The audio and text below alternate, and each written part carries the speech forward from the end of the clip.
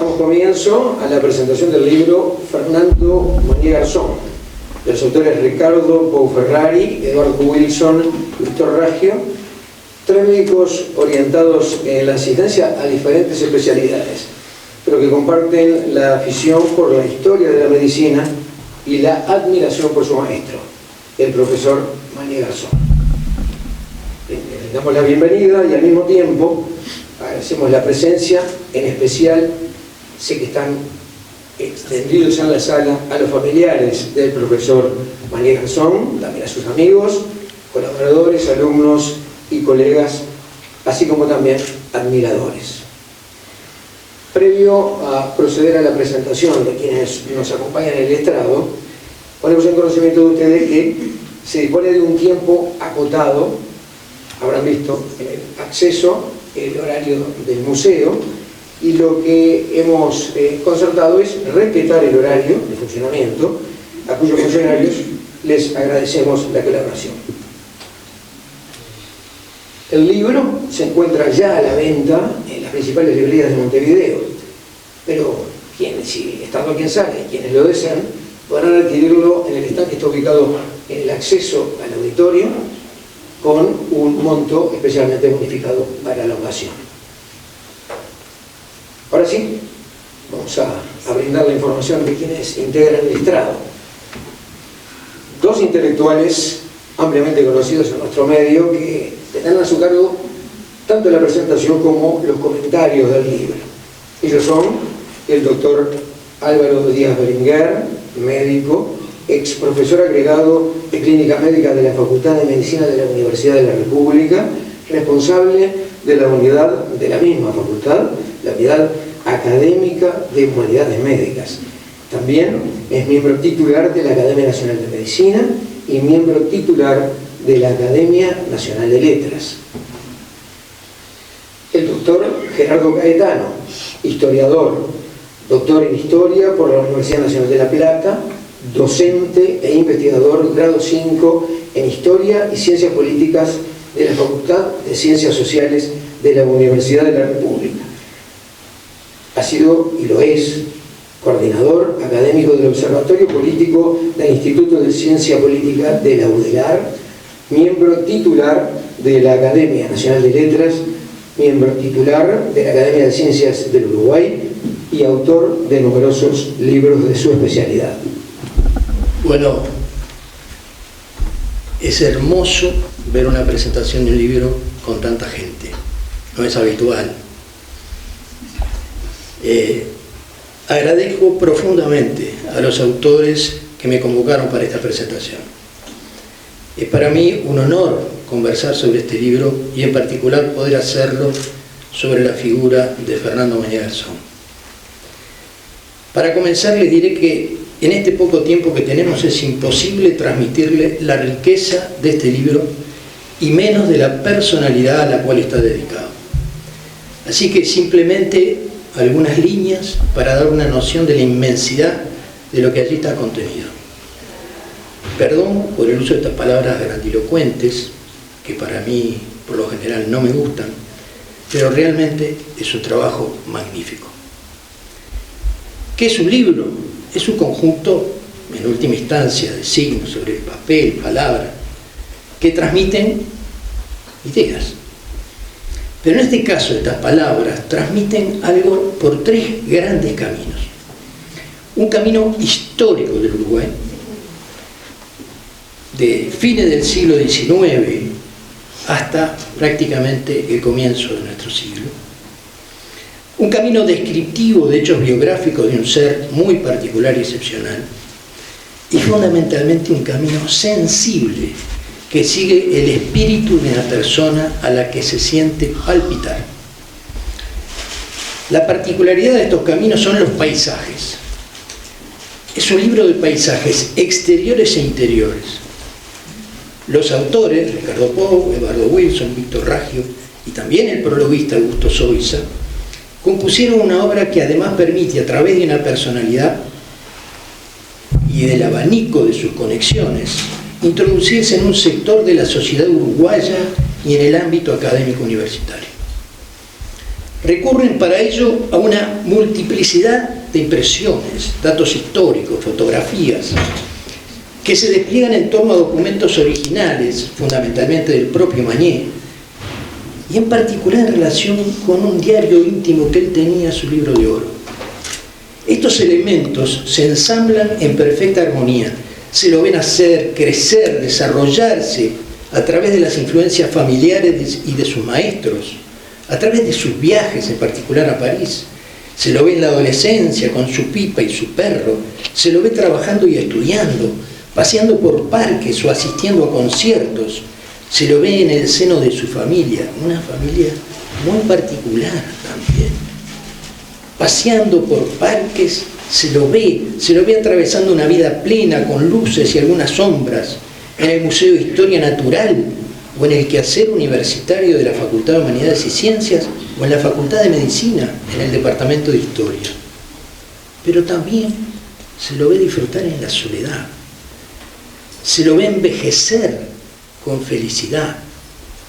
Realmente se convive con Mañé, se lo siente próximo, se está con él. Se vive el entusiasmo de esta personalidad tan particular por el arte, la música, la naturaleza, la biología, la zoología, la medicina, la historia.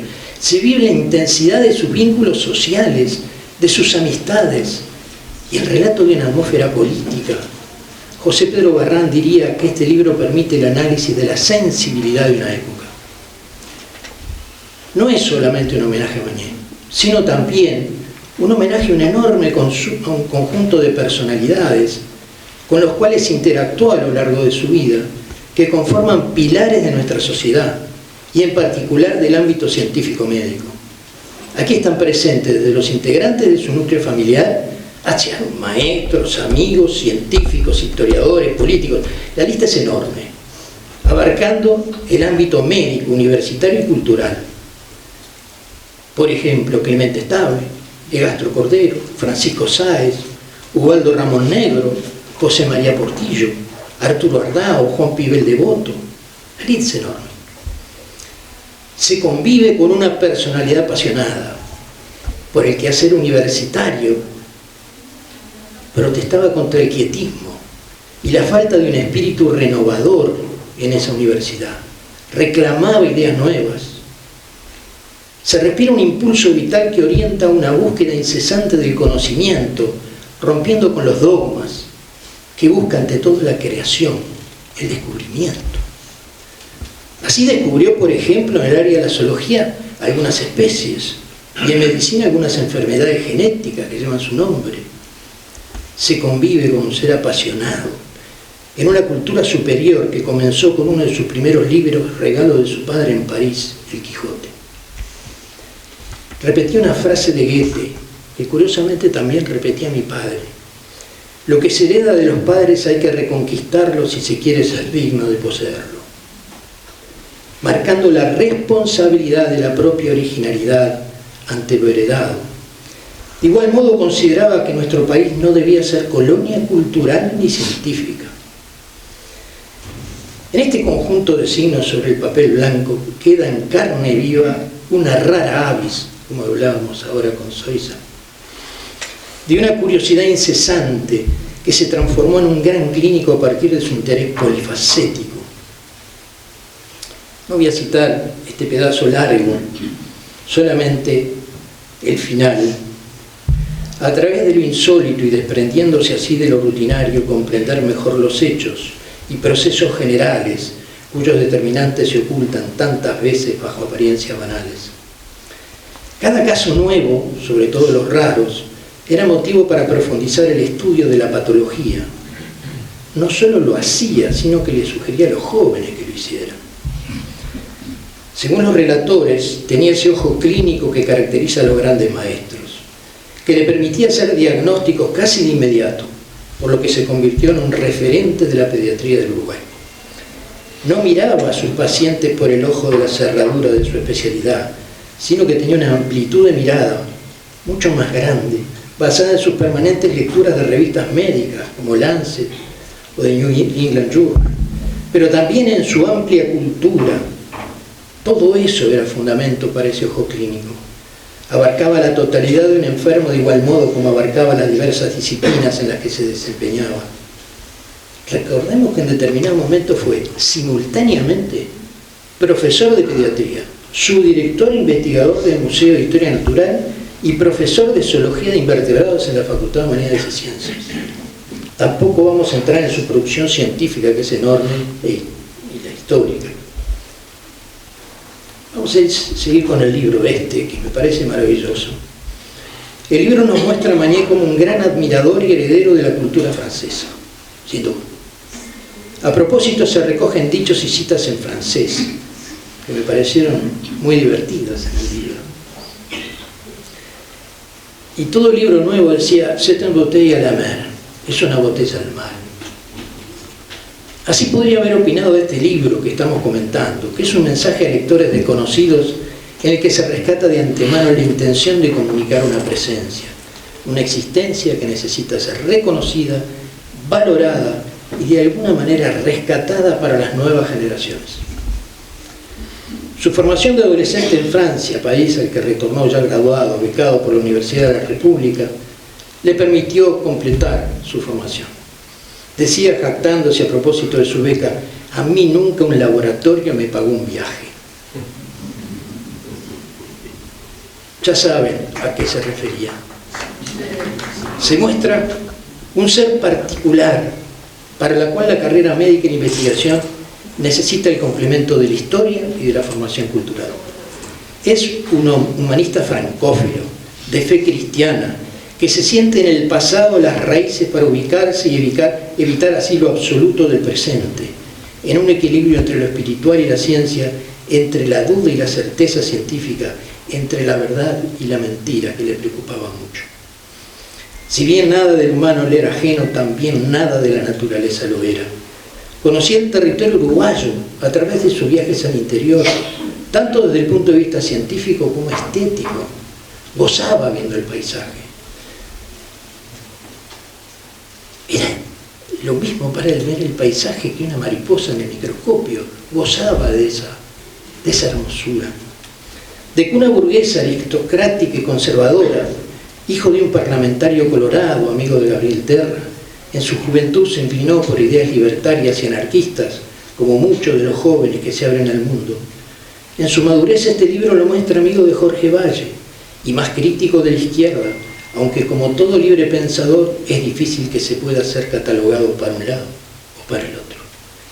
Participó en los turbulentos años de la década del 60 en la defensa de la autonomía universitaria y participó en los contracursos. En la década siguiente rechazó la dictadura, lo que de alguna manera provocó postergaciones en su designación como profesor de pediatría. Aristocracia significa en su origen etimológico y desde la visión aristotélica y platónica, gobierno de los mejores. Lo que supone diferencias entre los hombres en relación a los valores y al poder que detentan. La aristocracia, concepto pariente de la nobleza, levanta resistencias de algunos por la injusticia que supone la desigualdad del poder y la tendencia hereditaria de la misma. La cuna de Manet fue aristocrática sin duda, pero su vida no se caracterizó en ningún momento por ostentar poder ni defender intereses de clase. Creemos que su nobleza de espíritu y su cultura están enraizados de las posibilidades que le dio su estatus social y el entorno, pero su humildad y sus valores contrarrestan la crítica que se puede hacer en ese sentido. No se puede juzgar a los hombres por su fortuna o su suerte de herencia, sino que se lo debe hacer por sus valores, su inteligencia y sus virtudes. Seguramente también heredó el concepto gallista del comienzo del siglo XX, que proponía que todos los hombres tuvieran acceso a la cultura para poder ser independientes. Para esta corriente lo que importaba era la racionalidad y la bondad de las ideas, dejando a un lado los intereses particulares y la demagogia. Me interesa resaltar la aguda visión que tenía a los 20 años en relación al cambio social que estaba ocurriendo en el país, cuando afirma que la generación de los años 40 elaboró un concepto hedonista y egoísta de su vida. Con esta generación surgió un nuevo tipo de gente, la comprometida con el dinero. En estas Pocas líneas marcan de alguna manera el surgimiento de lo que luego concluirá en las décadas siguientes en lo que los sociólogos denominarán posmodernismo. Para Mañé, el Uruguay no era chico, según sus palabras, lo achican los mediocres y los colonialistas. Se muestra un hombre que buscaba lo raro, sí, lo que salía de lo común, porque le permitía avanzar en el conocimiento y armar un nuevo rompecabezas. Se dedicó con particular interés por las enfermedades de origen genético, como correlato de su historia como zoólogo y observador de la evolución de las especies y de las mutaciones. Dicen los autores de este libro que lo veían como un detective o un investigador de una especie similar a Sherlock Holmes o Hercule Poirot. Descubrir la verdad era su meta, mientras que consideraba que mentir era una forma de ser irrespetuoso para con el otro. Esta forma particular de considerar al otro es destacable. Inventó con picardía el síndrome de le pedí y lo pasé, para hacer referencia a esa conducta médica fácil de evitar el problema diagnóstico, pidiendo un montón de exámenes y finalmente referir al paciente a otros profesionales. Un síndrome de la superficialidad médica, del no hacerse cargo de la responsabilidad. Se descubre un hombre apasionado, honesto, bueno y generoso, que despreciaba el interés por el dinero al que consideraba que provocaba el desperdicio de los talentos. Era un hombre a destiempo de su tiempo, con su moñita, su chaleco y su traje con pañuelo en el bolsillo, con un gorro blanco que usaba en las salas de pediatría, y hasta en su forma de pensar, pero un hombre de su tiempo en su forma de actuar. Si bien es posible que fuera un socialdemócrata, no hablaba mucho de política ni tampoco de los movimientos bélicos del mundo, pero siento que prefería mantenerse al margen porque intuyo que sentía una contaminación negativa, destructora de lo que más le importaba, el goce en la creación del conocimiento y la cultura. En ese sentido le molestaba la intromisión de movimientos políticos en la Facultad de Medicina, porque podían influir en la elección de los docentes y disminuir el peso de los méritos necesarios para lograr la excelencia de la formación. En este libro se convive con un ser que decía: la felicidad se concibe solo en el entusiasmo. Este libro contagia la sensibilidad de este espíritu particular que enseña a vivir el goce de la observación y del conocimiento. Por eso tienen que leerlo los jóvenes, pero también los viejos. Salgo por un momento del libro para contarle anécdotas personales imborrables que tuve con él. Porque cuando uno se topa con él, siempre pasan cosas. Yo estaba en el Hospital Filtro como interno. Teníamos en el CTI 3 niños. Éramos 2 a cargo del filtro que tenía un CTI de adultos, tenía una barbaridad. Tendríamos que haber sido como 4, pero bueno. Estaba yo a cargo en ese momento y cae una persona de traje, de sombrero, me parece que traía moñita,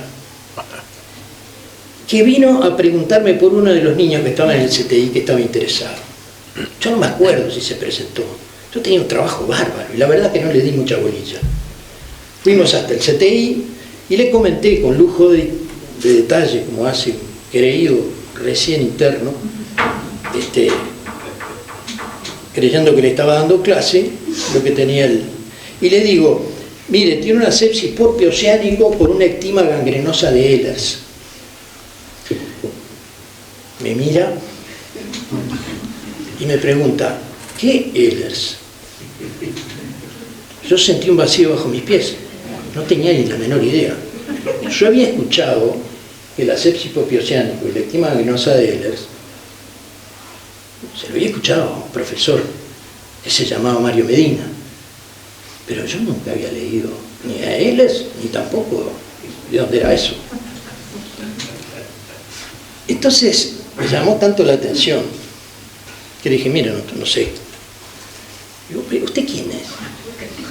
Me dice: yo soy Mañé Garzón. Oh. En ese momento yo estaba leyendo un libro que se llamaba Pedro Vizca. ¿De quién era? De Mañé Garzón. Entonces le digo, ¿usted es Mañé Garzón? Sí. Yo estoy leyendo un libro suyo. No me diga. Bueno, a partir de ahí como chanchos. Se la voy a hacer corta. Me dice, después de haber hablado del enfermo, y me sugirió un montón de cosas que tenía, disparate que estábamos haciendo, bueno. Y después de eso, cuando se va me dice, ¿no le podés decir al portero que me acompañe? ¿Perdón? Sí, yo veo aquí cerca. Bueno, él vivía enfrente del filtro, en Boulevard. Se va con el portero. Y más o menos a los 30 minutos cae el portero como trayendo leña, así. Pero no era leña, eran libros de historia, Escafino y no sé cuántos. Muchos que tengo perdidos hoy día en la biblioteca, no sé ni por dónde están. A partir de entonces me llegó a mi casa todas las publicaciones que hacía la Sociedad de Historia de la Medicina de Uruguay. Primera anécdota. Segunda anécdota. Teníamos un enfermo en el Casmo con una fiebre de origen desconocida, intermitente, tenía como 50 años. Lo habían operado un montón de veces por la fiebre, nunca le habían encontrado nada. Y decidimos, con la sospecha que podía tener una fiebre mediterránea, a un Ateneo de la Sociedad de Medicina Interna. Yo por ese entonces era profesor adjunto. Llegamos a la... en ese entonces lo recuerdo que tenía bastón. Presentamos el caso y Mañé levanta la mano así y pregunta, perdone, ¿cómo son los apellidos del paciente? Eran 2 apellidos armenios. Y dice Mañé, fiebre de origen desconocida, con 2 apellidos armenios, en el Uruguay es fiebre mediterránea. Tenía razón. No se las voy a explicar por el lado genético, pero es así. Bueno, son las únicas 2 veces que vi a Mañé. Me acuerdo hasta hoy de las 2. Bueno, voy a terminar, porque ya estamos muy lejos. ¿Estamos en hora? ¿Estamos en hora? Sí, sí. Pero no, dale tranquilo. ¿Que sí o que no? Dale tranquilo. Pues mirá que estoy apasionado por esto.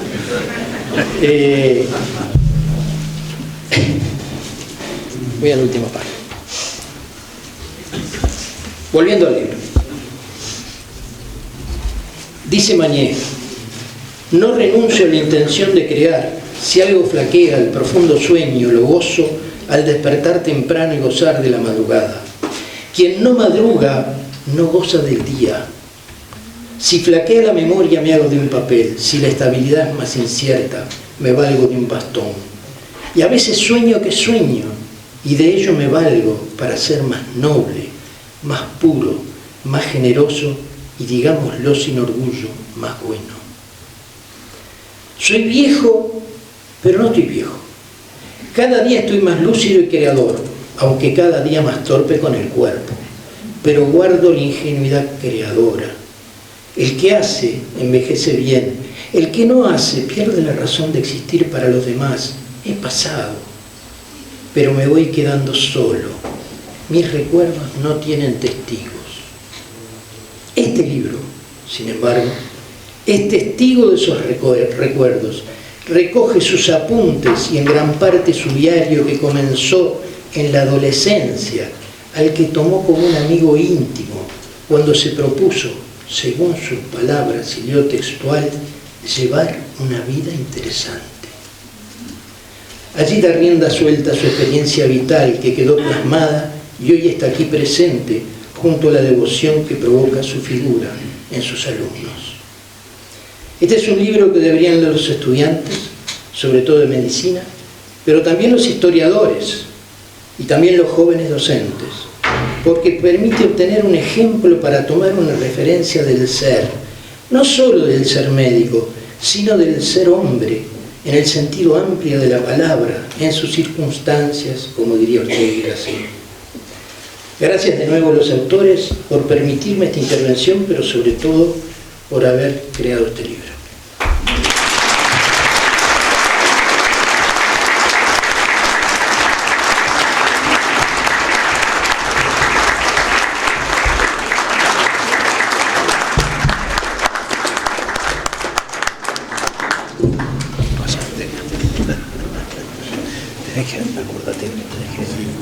Muchas gracias, Álvaro, por el aporte, un merecido aplauso.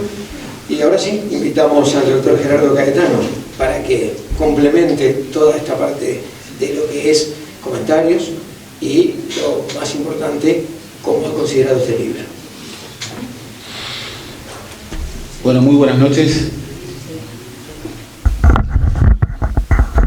La verdad que me siento muy honrado, muy a gusto, en lo que considero a la vez un homenaje a la vida luminosa de Fernando Mañé Garzón, a quien conocí y supe admirar.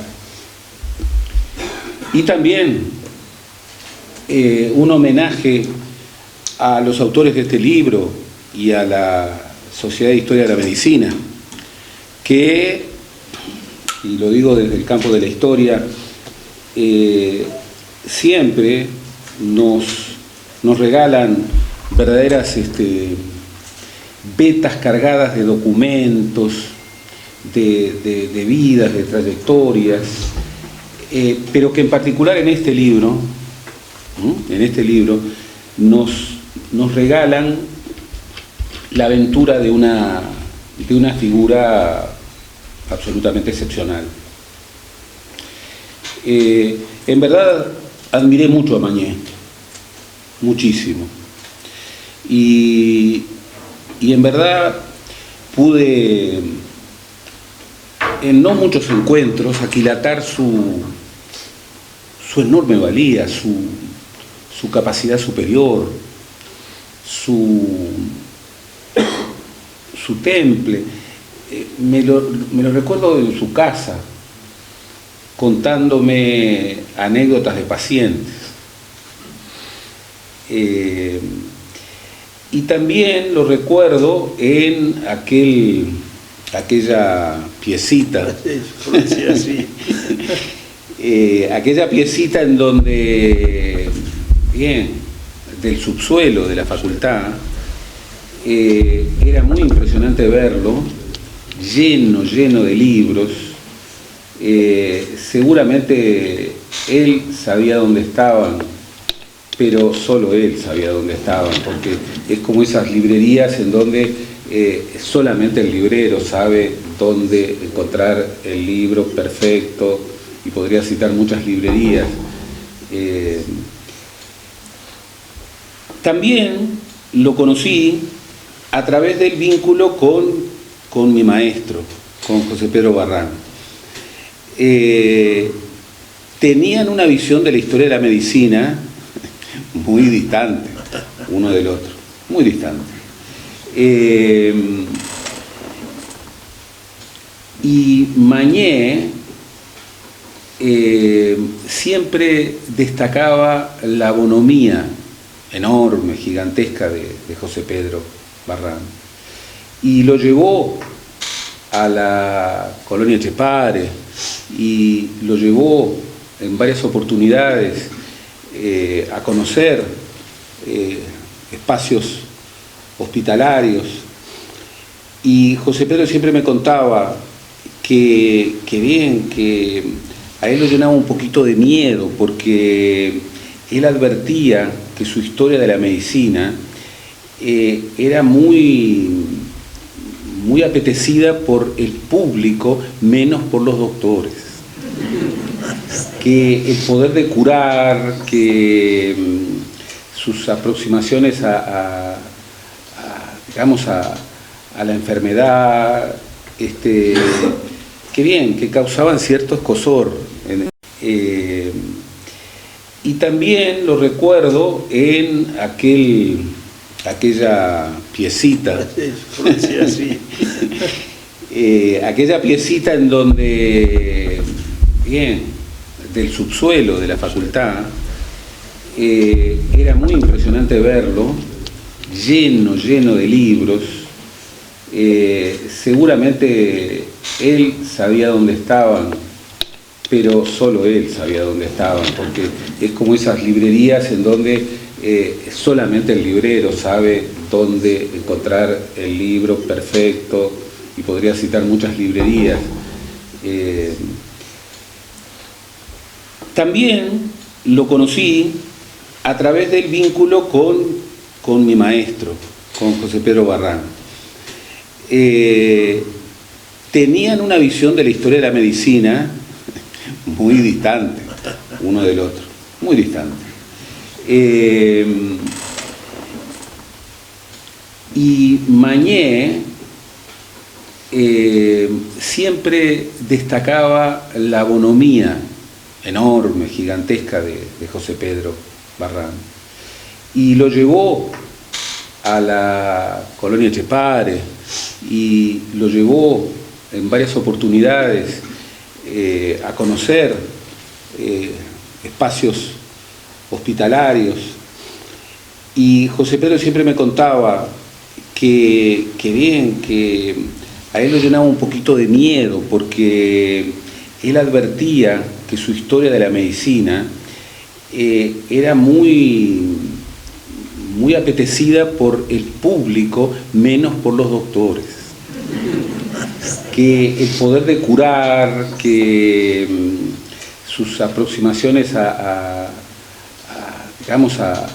la enfermedad, que causaban cierto escozor entre los médicos, a pesar de que él trabajaba en Medicina y Sociedad en el 900. Y daba la casualidad que José Pedro fue un hombre de salud muy frágil. Bueno, acá tenemos a quien nunca le agradeceremos poco su acompañamiento médico. Entonces su vínculo con los doctores, a su pesar, era muy frecuente, y ese miedo lo tenía, pero siempre me hablaba de que cuando hablaba con Mañé sentía, por un lado, la discrepancia, pero por otro lado la afabilidad sin límites. Yo también supe sentir eso, y este libro lo recrea, lo presenta como muchas de las cosas que se dijeron y que están en el libro. A mí cuando leía sus registros, un memorioso, alguien preocupado por dejar nota de sus sentimientos, de sus travesías, de sus viajes, de sus descubrimientos, estaba también el perfil de una persona extraordinariamente sabia y feliz, ¿no? Siempre lo vi como esas personas que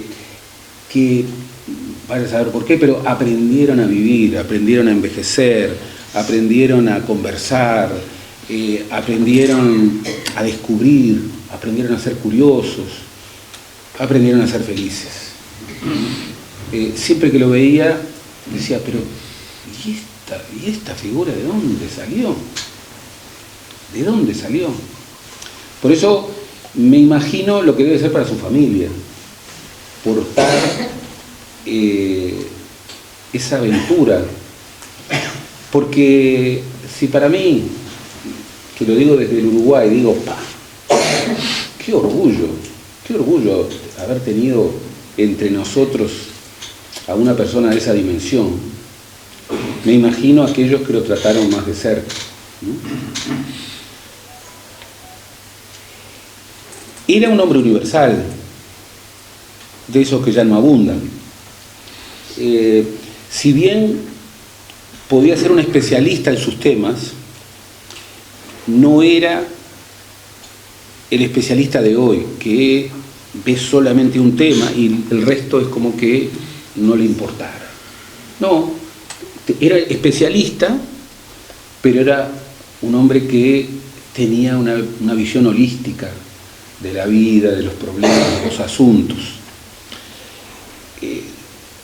No lo tuve como médico, pero seguro que eso le dio una capacidad clínica extraordinaria, particularmente como pediatra, me imagino.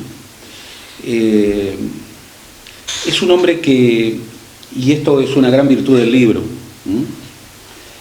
es un hombre que cuando uno reconstruye sus papeles, sus documentos, cuando reconstruye su historia, lo siente, y siente las ganas de vivir, ¿no? Que debe ser lo más importante que puede transmitir una vida. Por supuesto. Es la vida de alguien que se sabía particular. Por eso hay tanta documentación sobre sí mismo, sobre su familia, sobre lo que vio, sobre sus descubrimientos. Por eso hay tantos documentos. Y por eso está esa cosa maravillosa, que es el diario de un iluso, con ese nombre, que Memorias de un iluso, que maravillosamente el prologuista refiere como el diario de una ilusión, memoria de una ilusión, porque efectivamente cuando uno lee sus documentos, desde aquellos que están trabajando problemas científicos muy, muy particulares, hasta aquellos que están atravesando la vida de un médico del siglo XIX, hasta sus apuntes sobre la política, ¿no? Y los políticos que vio a partir de la experiencia de su padre, un dirigente político colorado, guitarrista, uno ve la ilusión, ¿no? Ve esa capacidad de observación. Es maravilloso, yo he leído muchísimo y con muchísimo agrado sus memorias de médicos.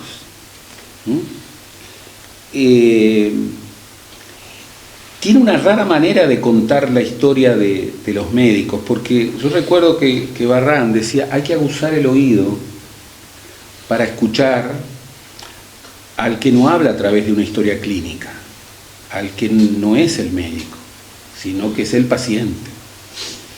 Pero Mañé tiene una capacidad rarísima de narrar situaciones clínicas y uno puede tocar allí al paciente. Por ejemplo, tiene un relato maravilloso de la muerte infame de Ana Amalia Valle Pacheco, a quien una adolescente muerta en 1913 a los 18 años de tuberculosis, el día más trágico de la vida de José Valle Ordóñez, sin lugar a dudas. Y allí su padre era quien asistía en Arasatí a Ana Amalia.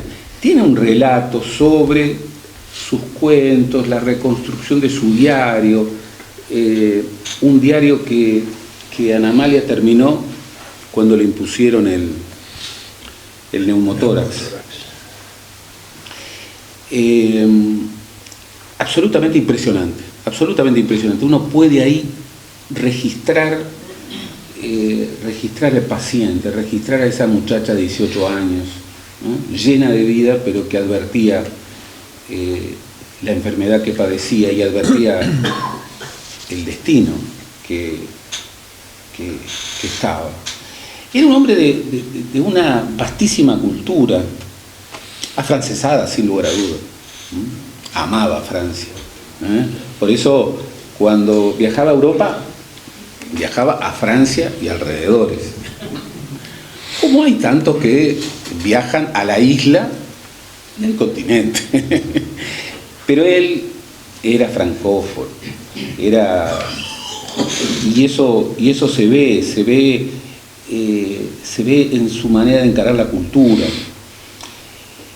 Amaba también, era cristiano, pero tenía un sentido que acompañaba su cristianismo respecto a una suerte de panteísmo, ¿sí? A una suerte de visión de la naturaleza muy especial. Amaba la naturaleza, la cargaba de vida, la sabía registrar, la sabía observar, la sabía contar. Era un gran contador de historias, de tal modo que lo recuerdo muy vívido cuando contaba, y eso es algo muy importante que estamos perdiendo, ¿no? Que estamos perdiendo. el saber contar. Lo cual significa no necesariamente ser breve, sino saber atrapar, a veces con detalles muy minimalistas, la atención y la curiosidad. Y tal vez él lo sabía hacer porque era un gran curioso, que podía hacer historia de la ciencia, nada menos que desde esa rara combinación maravillosa, magnífica, de zoólogo, ¿no?, y de médico.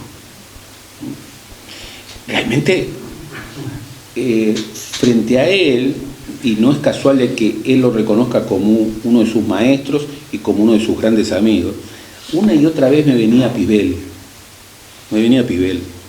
porque esa capacidad de vivir varias vidas en una sola vida, de hacer tantas cosas tan complejas en el mismo momento, de poder hacerlas también. No cabe duda, y ver este auditorio repleto lo revela, que él fue un maestro de generaciones, y que cuando sus alumnos lo iban a ver o conversaban con él,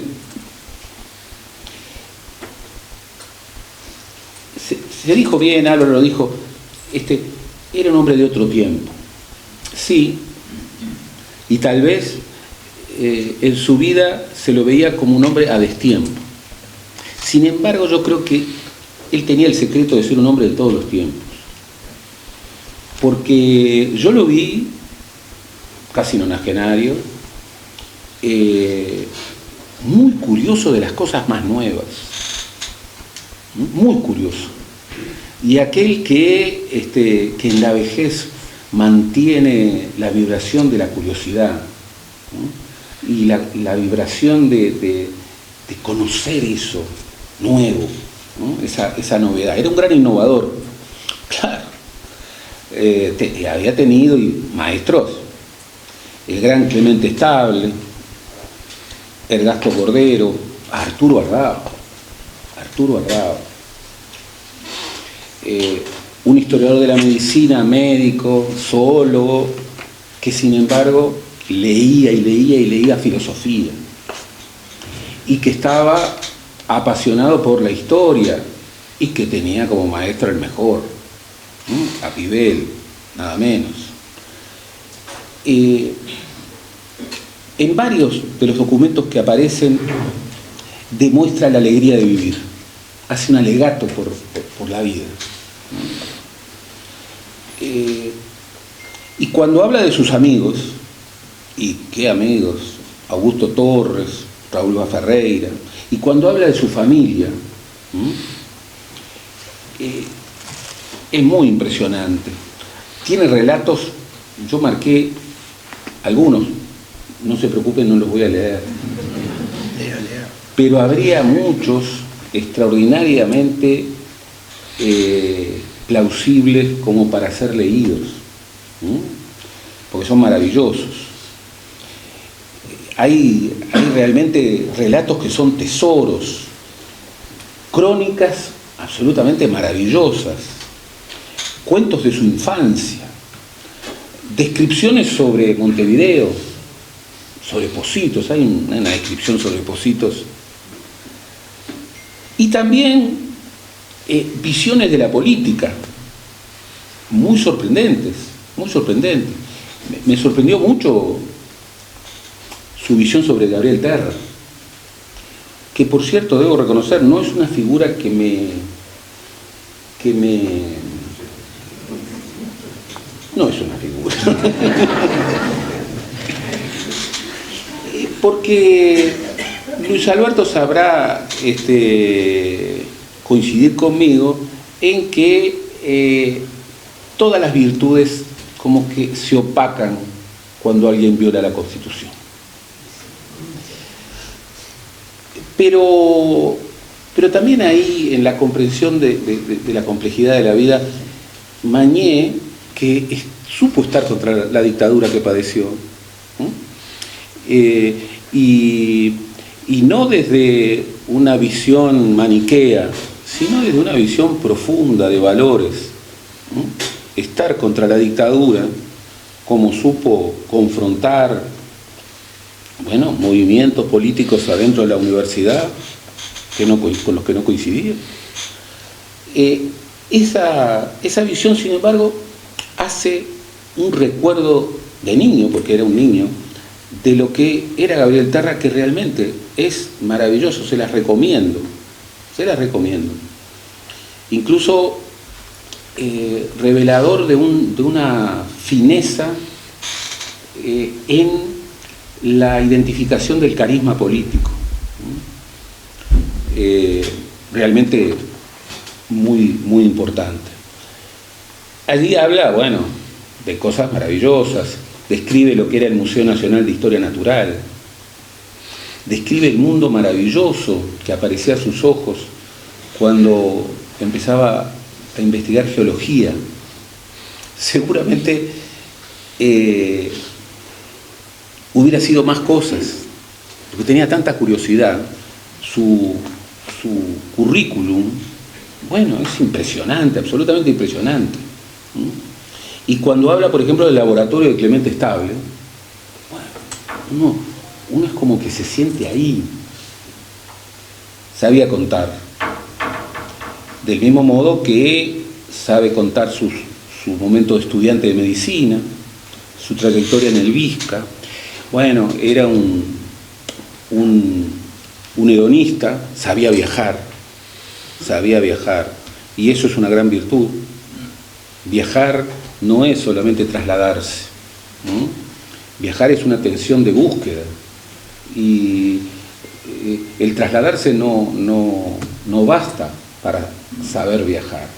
Y ahí uno lo veía a Mañé, que cuando recorría el país, cuando recorría Montevideo, cuando viajaba fuera de Uruguay, sabía disfrutar,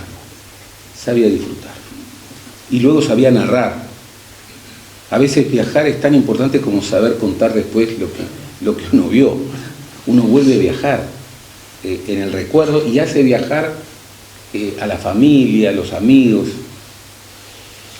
Obviamente quiero destacar particularmente su rol fundamental como historiador de la ciencia. Su aporte en ese sentido es impresionante. Y como creo que en nuestro futuro como nación la ciencia juega un rol absolutamente central, mucho más en estos tiempos de transformación científica y tecnológica tan grande, creo que uno de los grandes aportes cargados de futuro, de porvenir de Mañé es haber sido, bueno, tal vez nuestro gran historiador de la ciencia, y haber dejado allí muchas pistas y muchas hipótesis para trabajar. En suma, sus legados son infinitos. No deja de provocarme una profunda emoción recordar la plenitud de su vida, la pluralidad de sus intereses. Es un gran libro, además. Hace honor al biografiado. Y los libros tienen que saber terminar. También tienen que saber terminar los presentadores. Y yo estoy terminando. Y el libro termina, nada menos, y yo creo que lo hizo muy bien, no se preocupen que no lo voy a leer todo, con su discurso al ser designado maestro de la Medicina Nacional. Él tenía un decir muy refinado, muy refinado.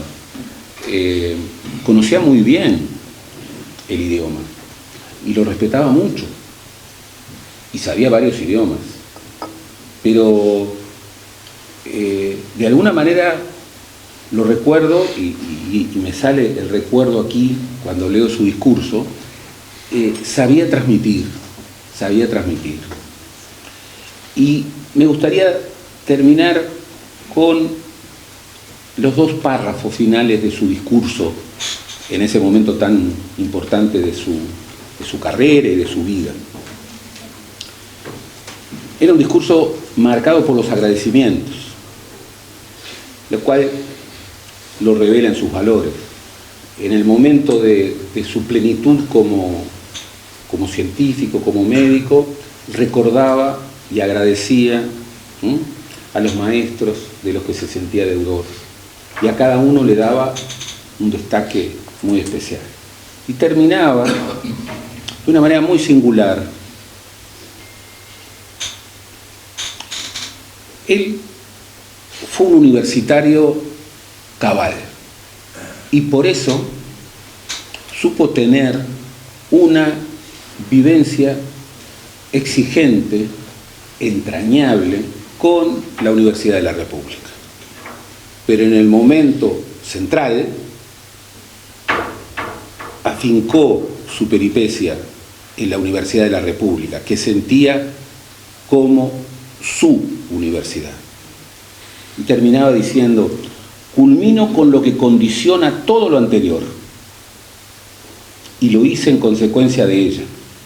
La Universidad de la República, el cuarto poder del Estado y más, la que prepara y forma a los que deben gobernar y no otros, salvo contadas excepciones, fue para mí la que, a través de sus órdenes, a los cuales integré periódicamente, me puse en contacto con la realidad nacional, sin distinción de recursos ni de privilegios, entendiendo siempre estas por encima de las divisas y doctrinas confesionales, tanto políticos, sociales como filosóficas o religiosas, priorizando la ecuanimidad del derecho de todos a todo para todos, primando la libertad como el valor prístino del hombre.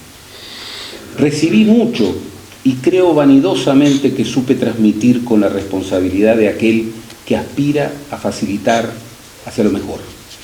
Mi vanidad y mi orgullo están en mis discípulos, me atrevo a llamarlos así hoy. A todos ellos citaba ahí a Pedro Duagón, en quien sentía la representación de sus discípulos. Pero a todos ellos, mi convicción que son dilectos en su empeño y nos superarán, Rodó, nos superarán en el vigor surgido de una convicción en buscar destacar lo mejor de nosotros mismos y agradecimientos por haber confiado en mí. No los nombro para no olvidar a nadie, pero deben saber que están siempre presentes y me enorgullezco de ellos. Desde este estado, culminaba, metahistoria, libre de la metáfora y del mito, veo al mundo en el amor a los otros, a la justicia, al derecho de todos al suelo y sus frutos, al fin de las armas, al fin de invocar a Dios para el mal. Era un gigante. Hay que estar muy orgulloso.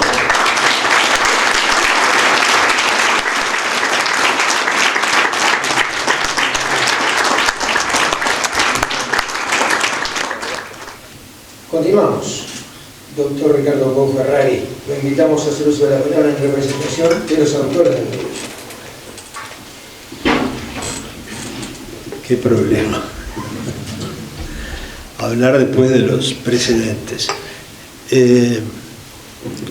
Tú decías de agradecer. Bueno, voy a empezar agradeciendo, en primer lugar, la presencia de todos ustedes acá, en particular la del señor expresidente de la República y miembro honorario del Instituto Histórico y Geográfico del Uruguay, también de miembros de las academias de medicina, de ciencias, de letras, de ingeniería.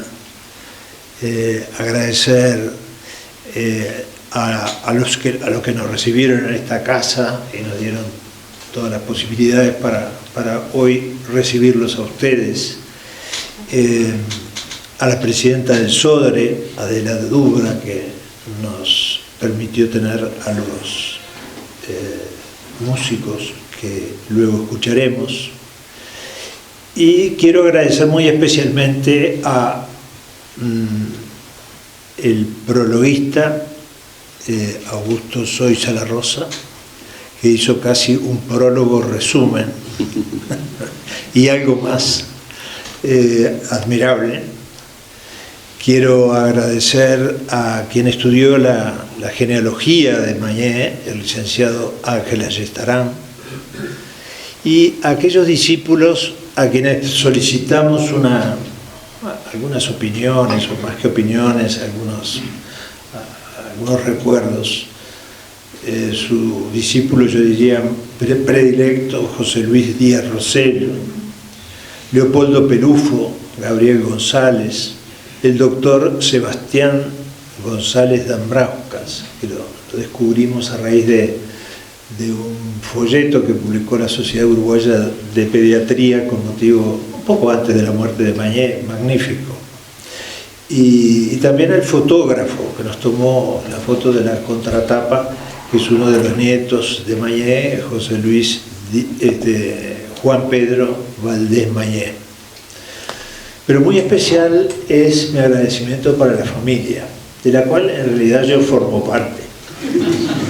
Pero bueno, la familia Mañé Lezica, que con gran generosidad nos abrieron las puertas de su casa y nos dieron todo el material escrito, fotográfico, sobre el cual luego nosotros pudimos trabajar, y que nos hizo posible casi hacerlo hablar a Mañé, o sea, que no fuéramos nosotros, sino que fuera él que relatara, por ejemplo, esas anécdotas de Positos, que son maravillosas, ¿no? Con las hijas de Suñer, las dos hijas de Suñer que vivían allí, que su casa era un antro republicano, y él, bueno, y otros personajes más que él nos relata. Todo eso fue gracias a que los Mañé, los 6 hijos del profesor Mañé, nos brindaron todo, sus recuerdos también. En realidad, recuerdos tampoco necesitaba yo muchos, porque creo que después de ellos y de Elenita, su esposa, quien más habló con Mañé fui yo. Escribimos varios libros juntos, intercambiamos ideas, casi siempre coincidíamos, a veces no, a veces también yo me llevaba mis retos, que eran retos didácticos en realidad, ¿no? Lo que buscaba era una corrección para mejorarme. Yo me doy cuenta, aún siendo ya yo un hombre, pero él era mayor. Sí, era un gran observador, era un chiffonnier de fe, como se decía François Magendie, el gran fisiólogo francés, de sí mismo. Todo lo recogía en su bolsa, y allí luego armaba, con esa capacidad de clasificar, un buen taxonomista que era, y armaba todos los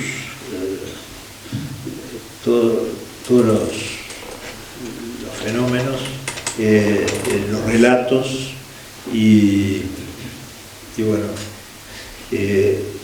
se servía a veces también seguramente de esas libretas que superan los 60 volúmenes, que son libretas gruesas, al principio con una letra muy fácil de leer, luego cada vez más difícil. Solo Teodelina, que fue su secretaria toda la vida, era capaz de descifrarla.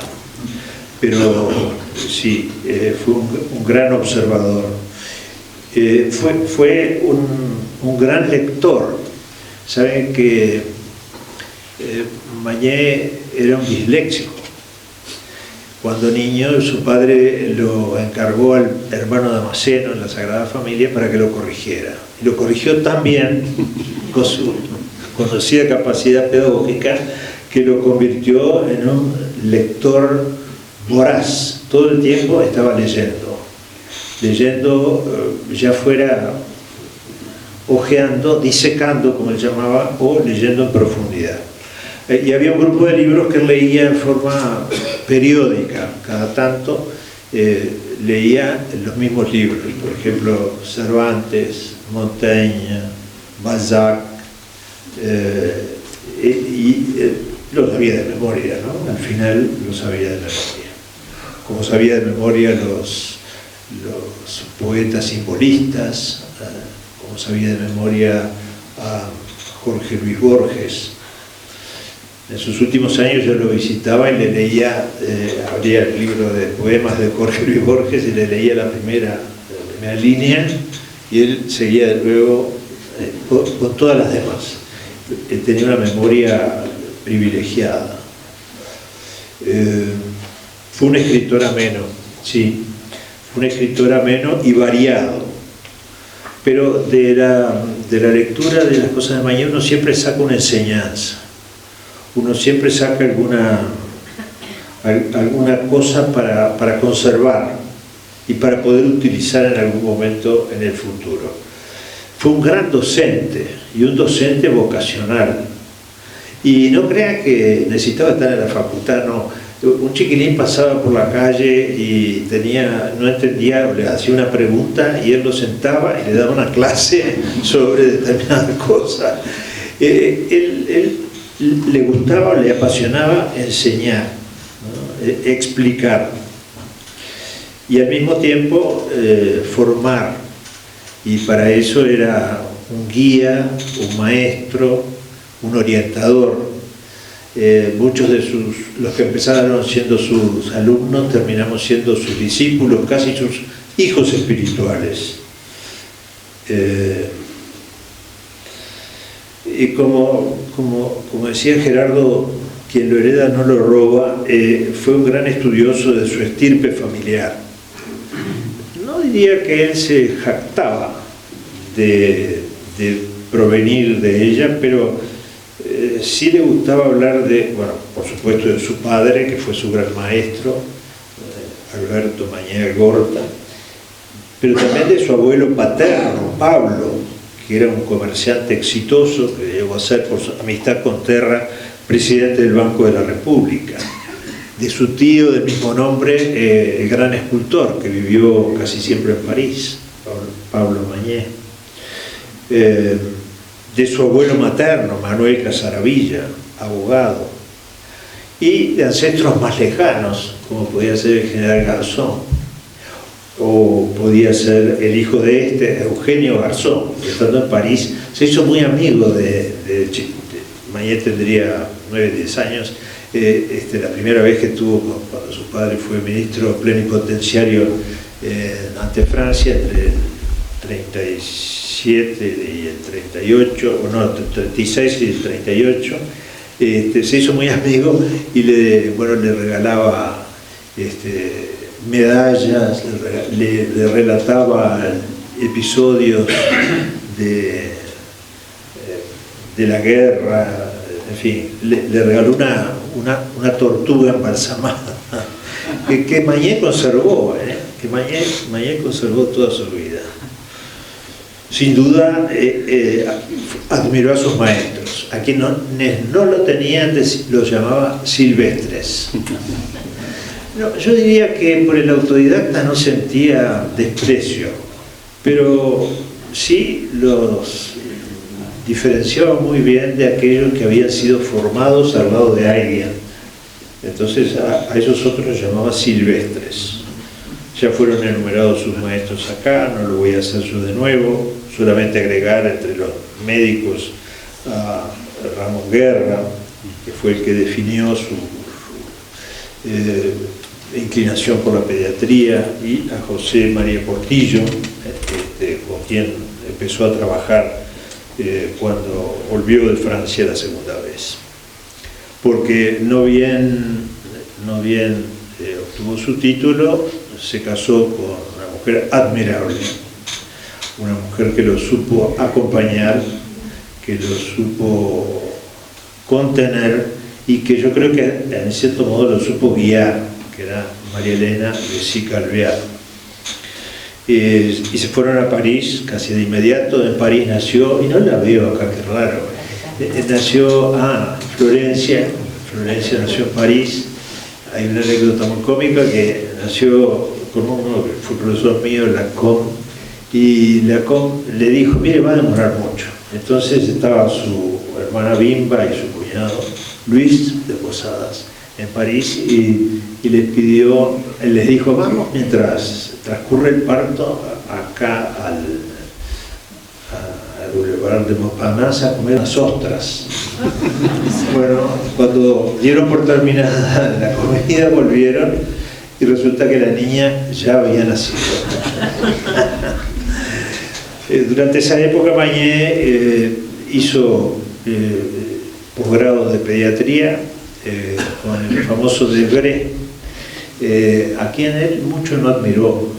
A Debré no admiró, pero sí admiró a quien tenía al lado, que había sido el fundador de la genética clínica.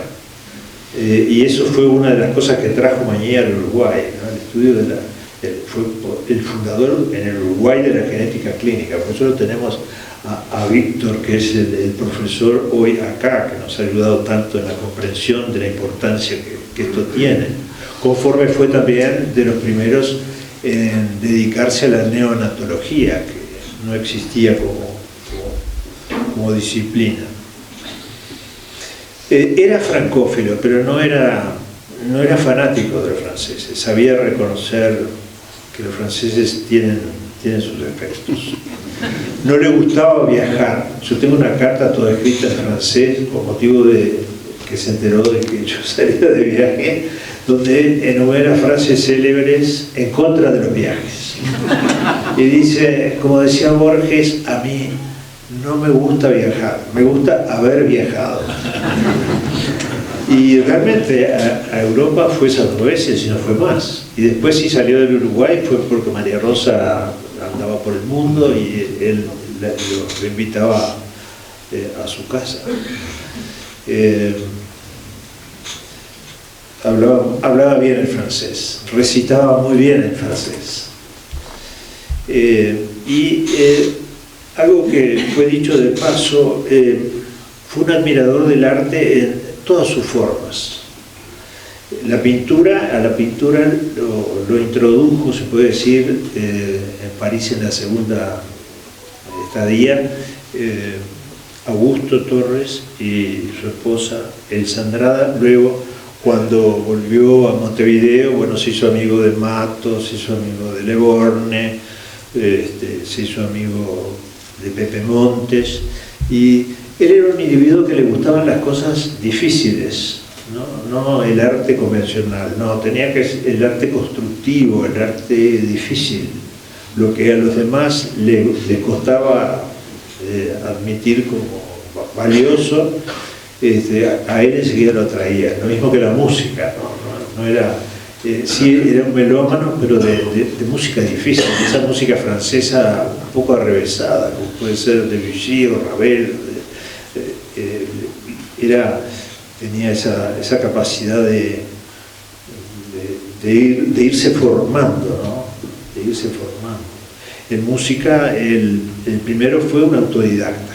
Escuchaba el Sodre en la radio e iba a los conciertos del Sodre.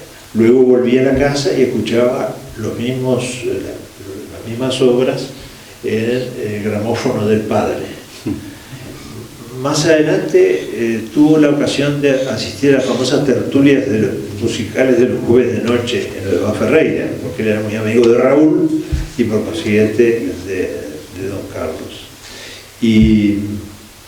Y finalmente, como se hizo amigo de Jorge Damiani, el pintor, y este era hijo de Víctor Damiani, el cantante lírico, lo oían practicar y ellos aprendieron de memoria y cantaban duetos de ópera fantásticos.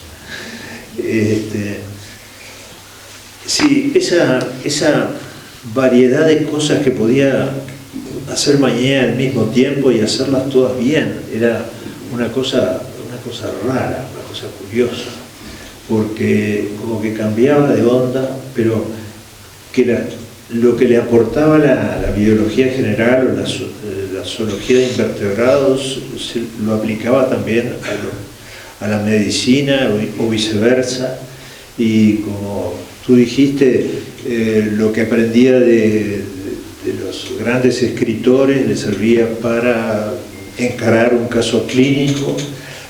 No había una separación en compartimentos estancos. El hecho es que lamentablemente llegó tarde, por diversas razones, a la cátedra.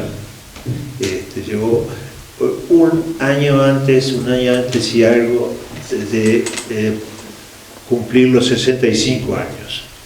Pero no obstante eso, durante todo el tiempo anterior actuó profesor agregado y dejó todos los alumnos, veo algunos allí, habrá muchos otros distribuidos en el Uruguay, y todos lo han querido, todos lo han admirado.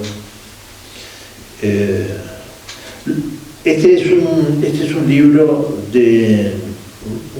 que indica un mandato moral, ¿no? Que es propugnar la persistencia en la memoria colectiva de una personalidad tan valiosa, tan rica como la de Magnier, que defendió la cultura. Él decía, miren que hasta la historia, hasta la medicina forma parte también de la cultura, no solo la música, la pintura y todo lo demás. La medicina también es cultura, y la historia de la medicina es cultura. O sea que defendió mucho la cultura nacional y, como dijo Álvaro, era enemigo del colonialismo, o sea, de que tuviéramos que recurrir a los extraños para que validaran nuestros trabajos, y que criticaba con razón a los que publicaban y en la bibliografía no ponían una sola cita de un autor nacional, todos tenían que ser o norteamericanos o en su momento franceses.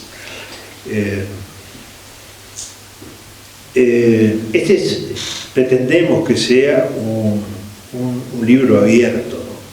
que sea la base para futuros agregados, futuros complementos, un estímulo.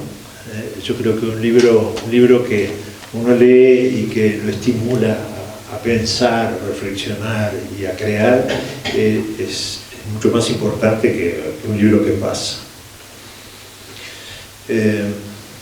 Esta obra, yo quiero señalarlo porque es muy importante, recoge la totalidad de la bibliografía de Magnier, sistemáticamente ordenada así, sistemáticamente por épocas y por temas, y eso fue el mérito exclusivo de Eduardo Wilson. Con su minuciosidad no faltó una sola cita de Magnier, y eso hace del libro una referencia para el futuro, porque habrá muchas otras conferencias, cosas que no se hayan escrito siquiera o se hayan perdido. Hay algo que quizás sea algo que deban hacer en el futuro, y es recoger el epistolario, porque Magnier escribía cartas. Es raro que alguno de nosotros no recibiera cada tanto una carta, ya sea para comunicar una cita bibliográfica, ya sea para felicitar por un logro, ya sea para compadecer por problemas de salud o de muerte de un familiar. Escribía cartas, y algunas de ellas son piezas literarias, y hay Teodelina tiene un cajón lleno de cartas, y eso yo creo que algún día tendría que publicarse, porque es muy valioso también como material para el uso histórico, y que no debería perderse.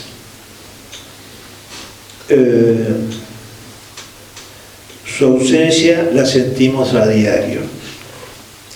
Lo digo yo porque eso experimento, y siempre me pregunto ¿qué diría Mañé si viera este caso? ¿Cuál de sus frases que alguien acá citó aplicaría para calificar esta situación? ¿Qué crítica nos haría con su modo bonachón y constructivo? ¿Qué tema de reflexión nos propondría? Yo tenía en mi casa una empleada de 37 años que me decía, me veía escribiendo mañana y me decía, ya el doctor Mañé le mandó estudiar algo. Y es así, siempre él estimulaba a que uno reflexionara, estudiara, escribiera y que tratara de hacerlo mejor. Lo creíamos inmortal. Yo lo creía inmortal.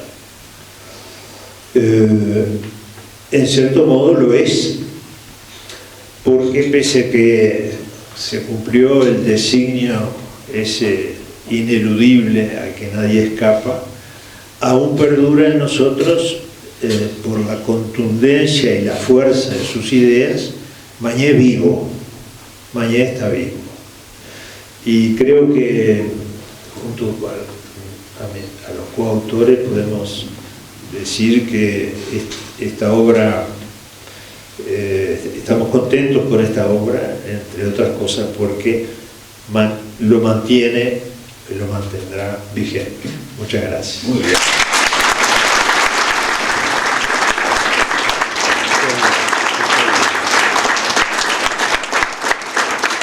El deseo de hacer el cierre, apenas unos segundos nada más de lo que ha sido la presentación del libro.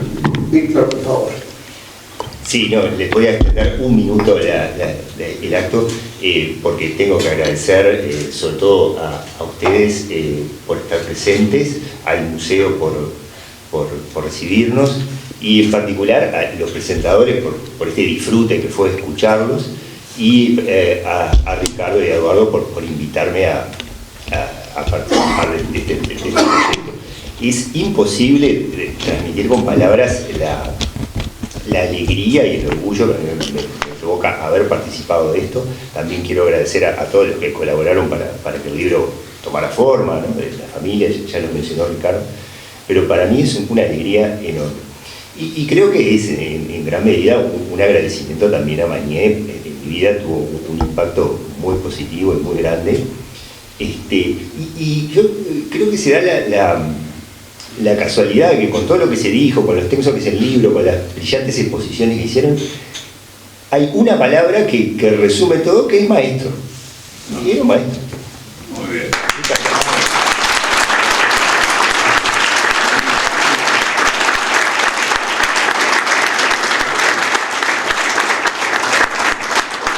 Tendremos la posibilidad del aporte de la Orquesta Juvenil del Sodre para cerrar esta presentación.